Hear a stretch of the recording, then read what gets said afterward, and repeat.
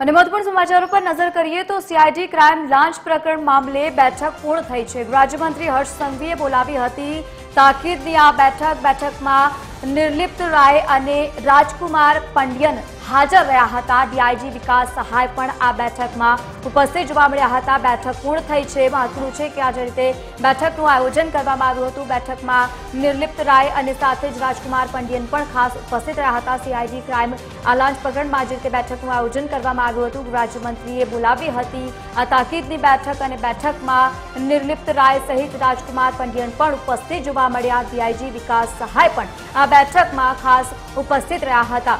મહત્વનું છે કે સીઆઈડી ક્રાઇમ લાંચ પ્રકરણ મામલે હવે બેઠક પૂર્ણ થઈ છે। બેઠકનું જે રીતે આયોજન કરવામાં આવ્યું હતું, રાજ્યમંત્રી હર્ષ સંઘવીએ આ તાકીદની બેઠક બોલાવી હતી।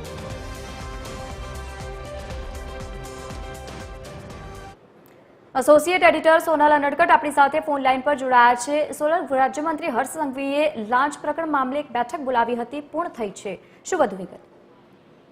જે મહત્વપૂર્ણ છે લવલીન કે સીઆઈડી ક્રાઇમની છબી ખરડાવવા મામલે જે રીતે સમગ્ર પ્રકરણ સામે આવ્યું હતું, વિદેશથી પરત આવેલા ગૃહ રાજ્યમંત્રી હર્ષ સંઘવીએ તાત્કાલિક જે બેઠક છે તે બોલાવી હતી, જેમાં ડીજીપી વિકાસ સહાય અને એડિશનલ ડીજી રાજકુમાર પાંડ્યન હાજર હતા અને સાથે એસએમસીના ડીઆઈજી નિર્લિપ્ત રાય પણ આ બેઠકમાં હાજર હતા। મહત્વપૂર્ણ છે લવલીન કે જે રીતે પોલીસના ઇતિહાસમાં ક્યારેય ન ઘટના બને એવી એક ઘટના બની ગઈ છે, જેમાં સીઆઈડી ક્રાઇમ ગુજરાતના આર્થિક ગુના નિવારણ શાખા જે અન્ય પોલીસ એજન્સી દ્વારા કરવામાં આવેલા નિરીક્ષણ સંદર્ભની જે ઘટના બની છે તે સંદર્ભમાં સમગ્ર પ્રકરણ છે તે સામે આવ્યું છે। અને હવે આ પ્રકરણ સંદર્ભે આ પ્રકરણ તપાસ ત્યારે શરૂ કરવામાં આવી હતી કે જ્યારે હર્ષ સંઘવી જે છે તે લંડનના પ્રવાસ પર હતા। હવે જ્યારે તેઓ વિદેશ પ્રવાસથી પરત ફર્યા છે ત્યારે તેમણે તાત્કાલિક સમગ્ર મામલો જે છે તે તેમણે હાથમાં લીધો છે। આજે આ બેઠક આયોજિત કરવામાં આવી હતી અને બેઠક પૂર્ણ થઈ ચૂકી છે। જોકે હવે કયા પ્રકારનો નિર્ણય લેશે સરકાર તે મહત્વનું જોવાનું રહે છે। આ પ્રકરણમાં અત્યાર સુધીમાં એક જે પોલીસ અધિકારી છે સિસોદિયા તેને સસ્પેન્ડ કરી દેવામાં આવ્યા છે,